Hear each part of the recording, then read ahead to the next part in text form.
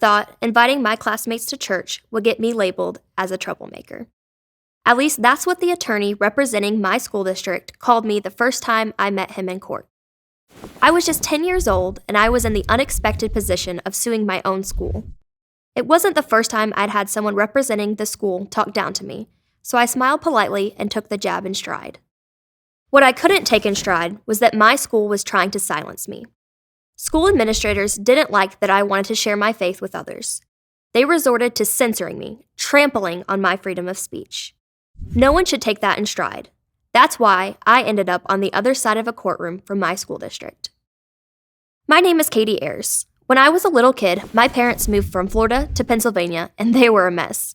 Caught up in a life of partying, drinking, and drugs, my parents noticed that a new neighbor of ours seemed happy all the time.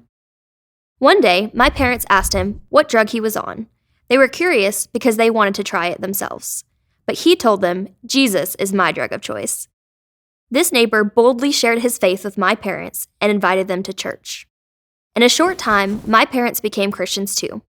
I was only 5 years old, but I remember it clearly. My parents' lives were radically changed.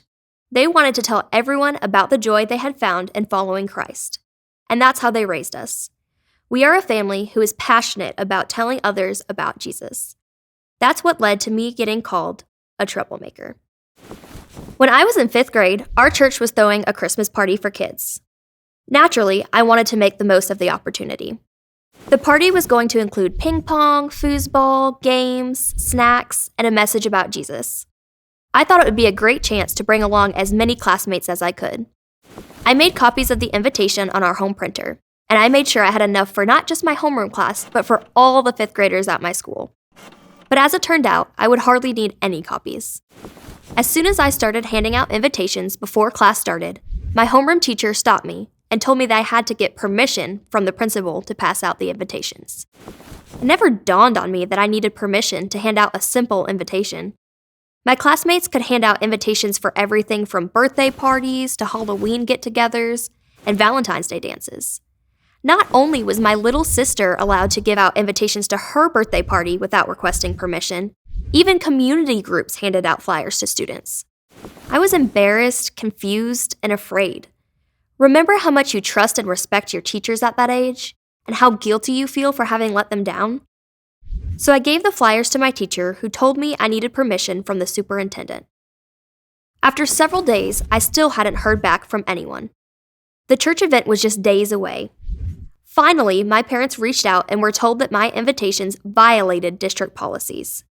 They asked the superintendent to reconsider, but he waited until the day of the event to confirm his original decision. He was going to censor my speech. And that's what landed me in the same courtroom with my school district. With the help of Alliance Defending Freedom, my family filed a lawsuit to make sure this didn't happen to anyone else. We won in district court, and then we won again in the U.S. Court of Appeals for the Third Circuit. ADF followed up to make most of the victory. They notified over 500 school districts across the state of Pennsylvania that policies allowing administrators to silence students' religious expression violate the First Amendment. That wound up ensuring freedom of speech for over 1 million students throughout the state. I'm so thankful I went through this experience. It was the first time I had been told I couldn't share my faith. But that's something I could never be quiet about. Kids get excited about birthdays, sports, or the latest trends, and they can freely share that at school. But my faith in Jesus has always been what excites me, and no one should be told that their faith isn't welcome at school. This experience also opened my eyes at a young age to see how important our freedoms are, because they can be taken away. I've been involved in medical missions work in countries where free speech and religious freedom aren't respected at all. The freedom to share and live out our faith is so precious and so important. We should never take it for granted. Nor should we ever shy away from standing up for our freedoms, even if that means getting called a troublemaker. To see more stories like this, visit adflegal.org/freedom matters. You can also subscribe to this channel on YouTube and click the notification bell to make sure you don't miss an episode.